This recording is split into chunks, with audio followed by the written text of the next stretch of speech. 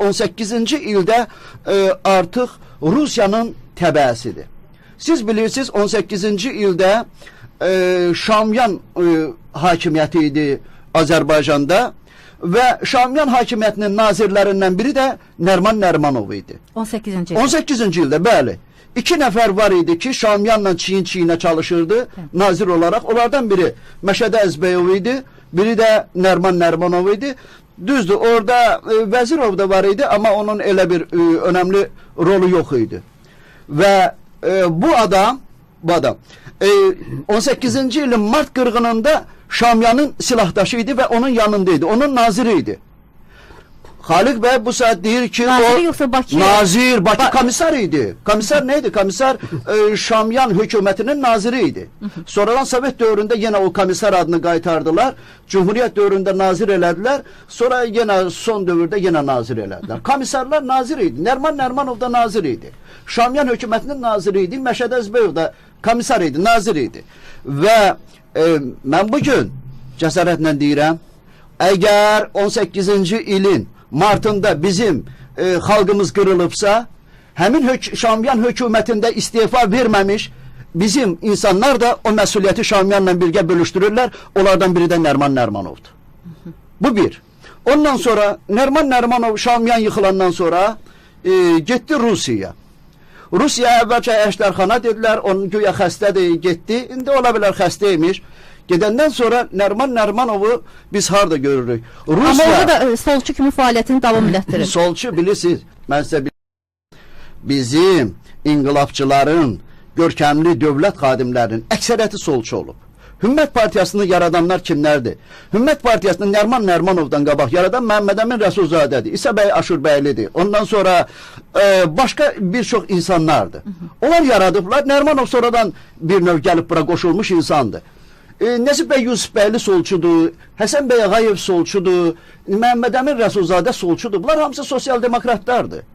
Ancaq bunlar elə ki gəldilər, xalqın mənafeyini Rusiyaya satmaq məsələsi gələndə, bunlar geri çəkildilər. Nəriman Nərimanov əksinə qabağa getdi, Rusiyaya doğru getdi və o Rusiya Xarici İşlər Nazirliyinin şərq bölməsinin müdürü oldu.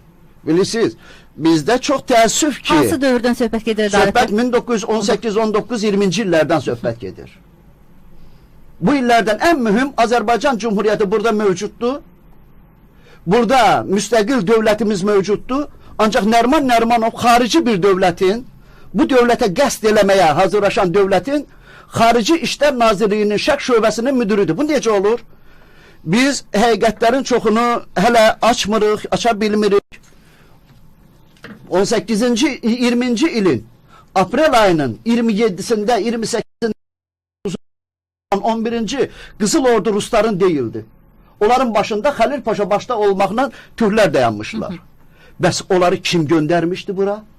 Həmin o Türkiyə kommunistlərini işləyib, hazırlayan hamısı Nəriman Nərimanov idi. Rusiya Xarici İşlər Nazirliyinin şərq şöbəsində işlənirdi. Atatürklə Nəriman Nərimanovun, Leninin çox gözəl münasibətləri var idi. Bütün demək olar ki, Türkiyə siyasətini Atatürk Nəriman Nərimanovun üstündən həyata keçirirdi. Və bu məsələlərə mən çox da girişmək istəmirəm. Çünki bəlkə də hələ bizim ictimai fikrimiz çox şeyə hazır deyil. Bunları biz yavaş-yavaş hazırlamalıyıq.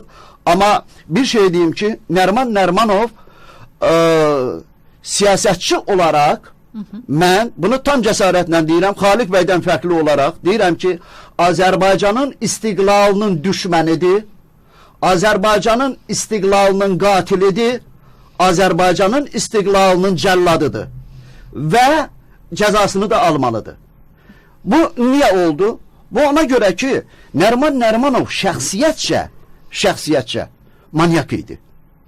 Mən oxuculardan da, tamaşaçılardan da üzr istəyirəm bu ifadəmə görə və indi mənə etiraz eləyəcəklər ki, sən niyə Nəriman Nərimanovla bağlı bu fikri deyirsən? Ona görə ki, Nəriman Nərimanov hakimiyyətə gəlməkdən ötürü hər şeyi məqbul sayırdı. Mən sizə... Misal gətirə bilərsiniz? Bəli, mənim gözüm üstə. Mən sizə misal gətirəcəm. Bu saat mən İsa bəy Aşurbəylinin Milli Təhlükəsizlik Nazirliyinin arxivində saxlanılan izahatını oradan götürüb 525-ci qəzetdə nəşr etdirmişəm. Həmin izahatda İsa bəy Aşurbəyli nə yazır? İsa bəy Aşurbəyli Hümmət partiyasını yaradan və Nərman Nərmanovla bir yerdə olan olduqca bizim görkəmli ziyalılarımızdan biridir. O yazır. Niyə yenidən Bolşeviklər partiyasına, yəni Hümmətə girməməyimin səbəbi məsələsinə keçirəm. Hələ inqilabdan qabaq yoldaş Nərmanov yaşca ondan 2 dəfə gənc, vərəmli, cılız və üstəlik eybəcərin birisi olan baldızım Sona xanımdan evlənmək istəyirdi. Ancaq baldızımın nağd 20.000 manata dək cehizi vardı. 20.000 manat çar dövründə Böyük puluydu. sonsuz böyük puluydu ha. Nərmanovun maddi cəhətdən, səbəbdən evlənmək istəməsinə qəzəbləndim və evlənməyə razılıq verilməyə qoymadım. Bundan sonra mənlə Nərmanovun arasında çox böyük anlaşmazlıq yarandı və biz salam əleyki də kəsdik. Mənə yenidən Hümmətə girmək təklif edildikdə Nərmanov mənə qarşı yetərincə ciddi müxalifət hazırladı ki, Bakı varlılarının övladlarını proletar təşkilatına qəbul etməyə dahi ehtiyac yoxdur. Bu İsa bəy Aşurbəy. Deməli, xəstə, özündən 2 dəfə yaşca gənc, ancaq pullu qadından evlənmək istəyir. Niyə? Ona pul lazımdır, həyat yoldaşı lazım deyil. Nərmanov evləndi. Amma kimlə evləndi? Tacirin qızı ilə evləndi. Gülsüm xanımla evləndi. Gülsüm xanım Əliyeva. Onun atası tacir idi. Gülsüm xanım 1900-cü ildə anadan olub. Nərman Nərmanov 1870-ci ildə anadan olub. 30 yaş fərqi. 30 yaş fərqi var. Niyə görə? Bax, bugün mən sizə şəkil gətirmişəm. Bu Gülsüm xanımın uşaqlıq şəkilidir. Görürsünüz, bunun bütün paltarı qızıllarla, bəzəklərlə, bahalı bəzəklərlə doludur. Və bu da Nərmanovla onun bir yerdə. Birinci onun qadına, oturuşda qadına münasibətinə baxın. Yoldaşına arxasını çevirib oturub, necə deyərlər, gentleman kişilər öz həyat yoldaşına bu cür münasibət göstərməzdi. Və qadının boynundakı qızıllara baxın. Nərman Nərmanov Gülsüm xanımı sevib almamışdı. Nərman Nərmanov onu da qızıllarına və var dövlətinə görə almışdı. Amma ədalət bu qədər bilmirəm. İndi o şəxs 30 yaş fərq falan var. Əsl əvvəlində bəlkə də üzr istəyirəm, mən başqa bir şey demək istəyirəm. Şəxsiyyəti müəyyənləşdirən məsələlərdən biridir. Siz deyəcəksiniz ki, bu ailə məsələsidir, özəl məsələdir, amma bu şəxsiyyəti müəyyənləşdirir və Nərman Nərmanov, yenə təkrarlayıram, hakimiyyətə gəlmək üçün hər şeyə razı idi və bu üsuldan istifadə edirdi. Bu yaramaz bir üsul idi, ləyaqətli siyasətçiyə yaraşmazdı. Bunu nə Rəsulzadə elədi, bunu nə Nəsib bəy Yusufbəyli elədi, nə Həsən bəy Ağayev elədi. Cumhuriyyəti quranlardan heç biri bu yaramazlığa getməmişdi.